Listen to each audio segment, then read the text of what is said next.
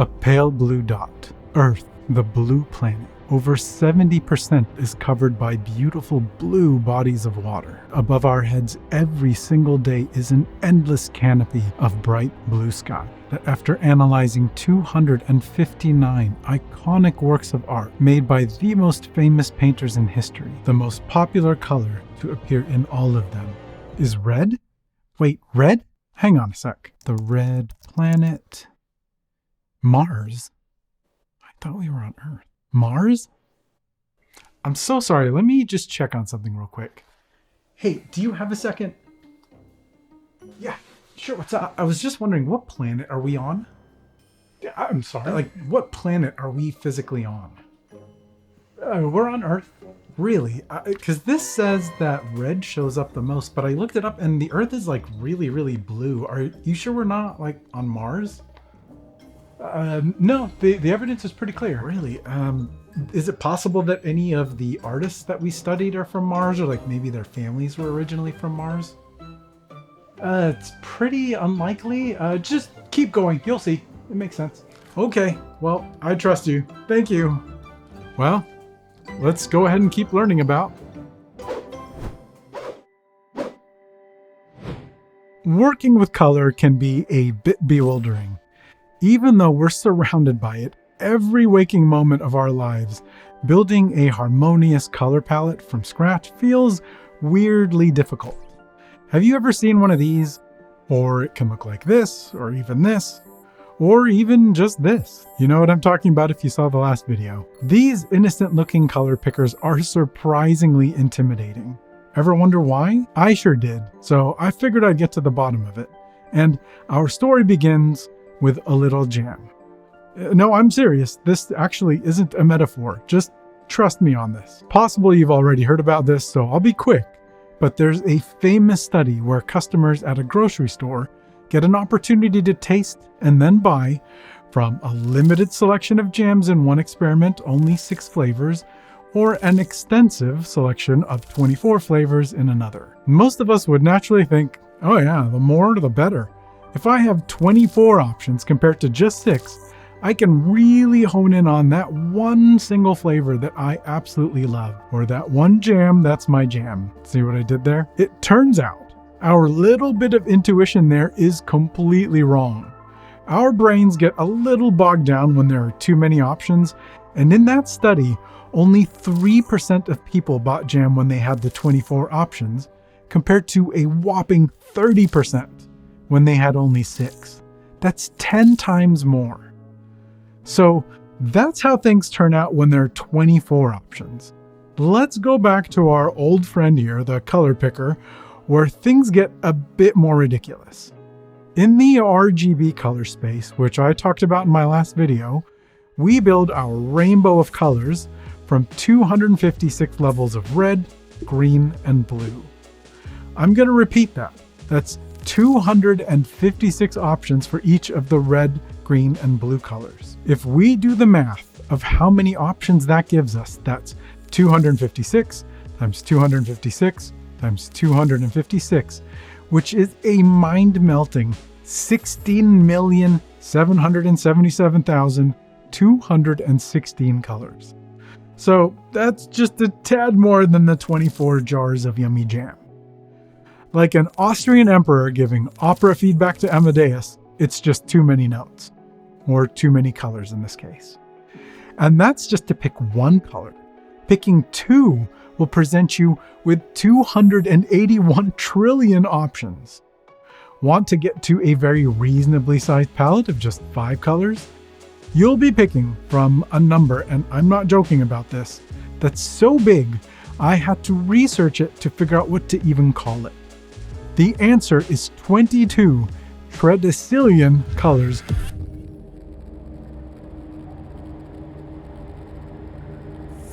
Which looks like this monstrous thing.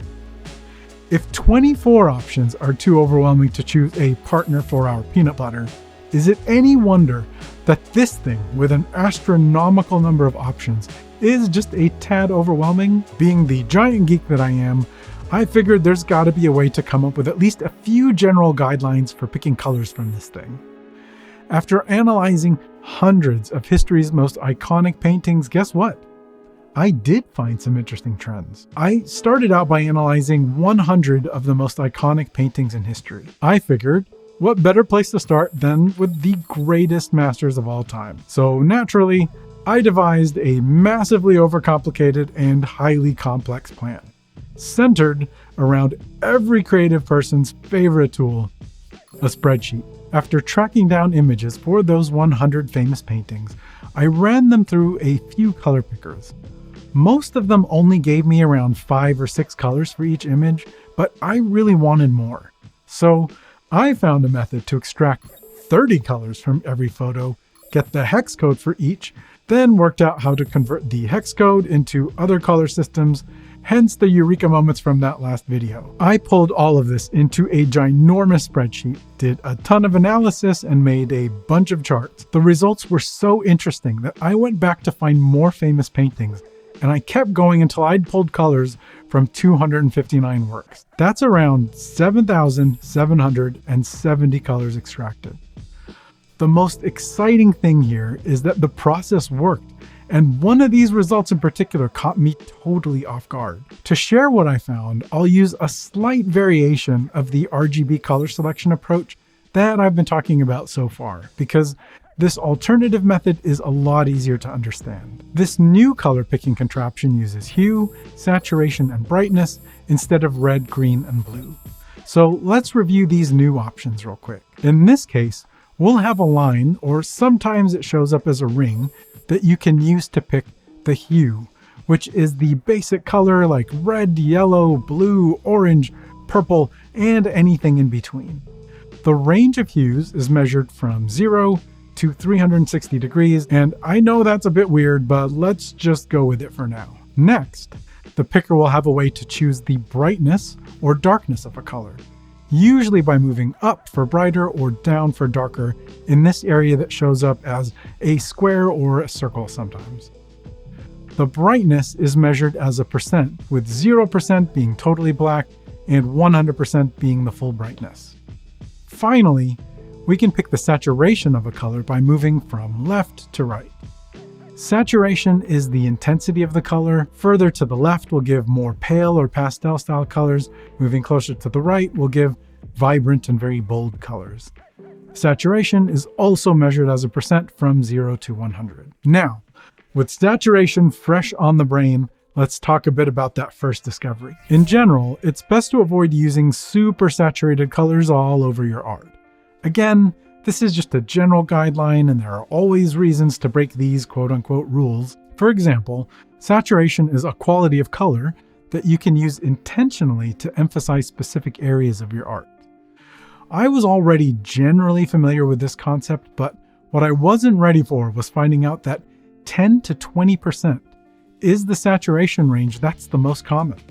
That's a very low saturation that would look like this. Almost 5 times as many colors popped up in that low range compared to the higher 90 to 100%, which is very saturated and kind of looks like this. It was also almost 4 times as many compared to the 80 to 90% range. This chart shows how the saturation of all the colors stacked up. You can see how they peak in that 10 to 20% range, then start to taper off as we get closer to the really bold colors. Moving on to brightness, there was another surprise in store here. Usually, when I'm editing a photo or an image, to add a dramatic look, I keep the overall tone of the image fairly dark. That way the lighter spots really pop. I was expecting a similar trend with these paintings where there would be more colors in the dark end of the spectrum. But it turns out that the most popular brightness was in the 60 to 70% range. So most of the samples registered on the brighter side of the spectrum. Going back again to our color picker, this area represents the most common brightness area on the chart. Finally, the most surprising result of all was color. I was expecting the range of colors to be generally balanced across the spectrum, but I was so very wrong. The most popular color range by an absolute landslide is in the red to orangish range, from 0 to 60 degrees. It's kind of hard to believe, but here's how the chart stacks up. Over 6 times as many samples were in this range compared to the next closest, which was blue to cyan, around 180 to 250 degrees. If we now take a step back and highlight all 3 of our findings on our color picker, this gives us a much tighter range to use as the core for our color picking campaigns. So, based on my Huenalysis, if you want colors like the ones found in the 259 most famous paintings of all time, these are the areas to focus on. What's preposterously exciting is that because of the way I set this up, I can now find similar trends for individual artists based on their whole collections, a subset of their works, a series, and even individual paintings. I could even do this type of color investigation for more painters, comic book covers, illustrations, movie covers, movie scenes, and possibly a tredecillion number of other areas too. The absolute easiest way to tell me if you'd like to see me continue this little research project, because I honestly had an absolute blast doing this, is to leave me a comment below, like the video, subscribe, basically do all the things. You can also check out this video with even more color knowledge, where I crack those little codes that somehow also can give us 16+ million color options with just 6 characters. In the meantime, have fun, keep creating, keep playing, and have a fantastic day. I will see you next time.